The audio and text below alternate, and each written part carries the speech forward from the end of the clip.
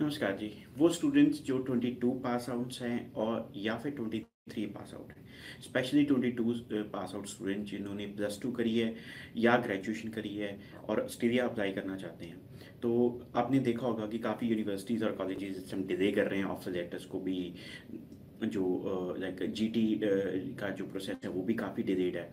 और जो 22 पास आउट्स हैं, खासकर वो स्टूडेंट का इस टाइम पे लाइक यूनिवर्सिटीज़ या कॉलेजेस एडमिशन देने को तैयार नहीं है, क्योंकि उनसे पूछा जाता है जी 22 के बाद क्या किया। स्टूडेंट के बाद कोई ऑप्शन नहीं होती बताने की, या कोई कोई रीज़न नहीं होता बताने का कि उसने 22 के बाद क्या किया। ज़्यादातर स्टूडेंट्स का एक ही कहानी होती है कि 22 में तो जी जून जुलाई में हमारा रिजल्ट आया था, उसके बाद हमने आर्ट्स की करी है जी, आर्ट्स या पीटी करी है, तो उसमें एक साल लग गया, तो दैट इज़ इट। बट जो कॉलेज यूनिवर्सिटीज़ हैं वो इस तरीके से कैलकुलेट नहीं करते। वो ये देखते हैं कि आपने एग्ज़ाम कब दिए हैं। एग्ज़ाम जो है आपने मार्च 22 में दिए, उसके बाद अगर आप आगे अप्लाई करते हैं, अगला इंटेक जो भी है, तो फरवरी 24 से पहले का कोई इंटेक नहीं है।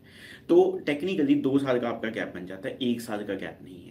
तो इसको आपको कवर करने के लिए कोई ना कोई डॉक्यूमेंटेशन प्रूफ दिखाना पड़ेगा, तभी आप अप्लाई कर पाओगे 22 पास आउट्स के साथ। और जो 23 पास आउट्स हैं उनका भी मार्च 23 में उनका जो प्लस टू कंप्लीट हुई है, या उन्होंने जो भी अपनी पढ़ाई करी है 23 में कंप्लीट करी है, तो मार्च के आसपास एग्जाम्स होते हैं। उसके बाद जो अब फेब्रुअरी इनटेक है, तो चलो फेब्रुअरी इनटेक तो अभी फिलहाल निकल जाएगा। बाई एनी चांस कि अगर सक्सेस रेट ऑस्ट्रेलिया का ना ठीक हुआ, या उनको एडमिशन नहीं आई, या जीटी टाइम से नहीं क्लियर हुई, तो उनको डेफर करना पड़ेगा अपना इनटेक जुलाई इनटेक के लिए। तो जुलाई इनटेक के लिए अगर वो अपना जो डेफर करते हैं इनटेक, तो उनको बहुत दिक्कत आने वाली है, क्योंकि उनसे पूछा जाएगा कि आपने 1 साल में क्या किया, तो उनके पास आंसर होना ज़रूरी है। तो इसके लिए आपको एक एडवाइस रहेगी कि आप कोई ना कोई एडमिशन ज़रूर अप्लाई कर लीजिए, जैसे कि कोई डिप्लोमा में, कोई कोई बैचलर डिग्री में, जैसे बीए बीकॉम किसी में भी एडमिशन लेके रख लीजिए। उससे क्या होगा कि आपके जो गैप हैं उसको कंसिडर किया जाएगा कि ठीक है जी, आपने फर्स्ट ईयर यहाँ पे शुरू कर दिया और आप पढ़ाई कर रहे हो, तो बट आपका मूड नहीं बना आगे इंडिया में पढ़ने का, तो आप इसके कारण आप फर्दर एजुकेशन के लिए फॉरेन कंट्री पे अप्लाई कर रहे हो। तो ये जो है एविडेंस, ये चल जाता है कि आपने एडमिशन ले रखी है और आप पढ़ रहे हो।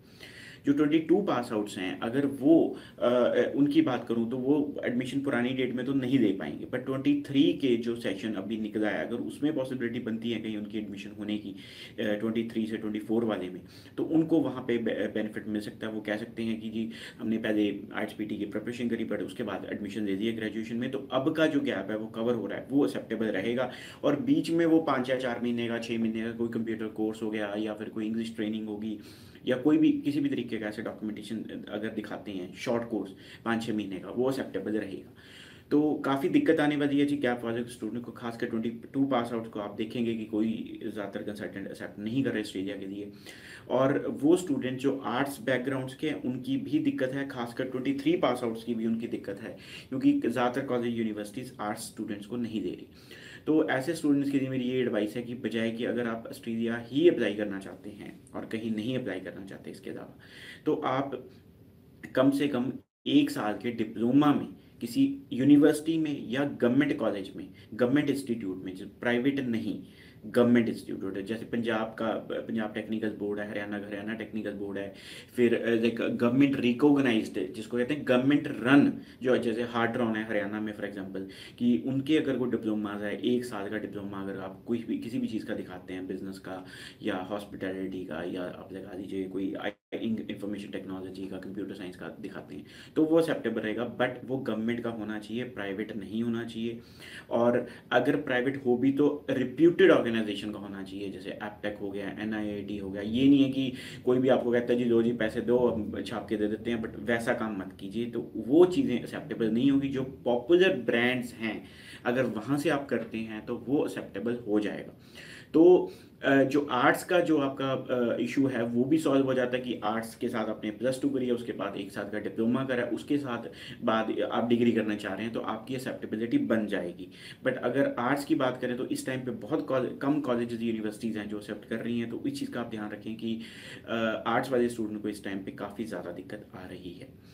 बाकी ज़्यादा जानकारी के लिए हमारी कंपनी में आप कॉन्टैक्ट कर सकते हैं, नीचे दिए नंबर पे अपना कोई भी क्वेश्चन है आप व्हाट्सएप कर सकते हैं, तो आपको रिप्लाई हमारी तरफ से ज़रूर है। Thank you ji.